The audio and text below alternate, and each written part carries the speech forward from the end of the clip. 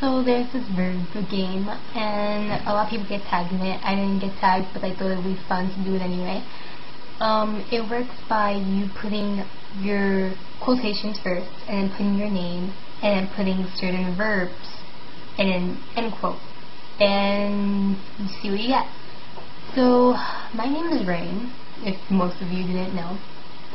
And I did 5 of each, just because it's funny.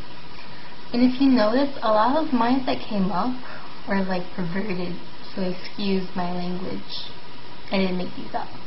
Rain likes to swing his shiny balls. Rain likes candy canes. Rain likes to take risk. And I'm thinking, oh, okay. Then I finished reading it. Rain likes to take risk and a big cock.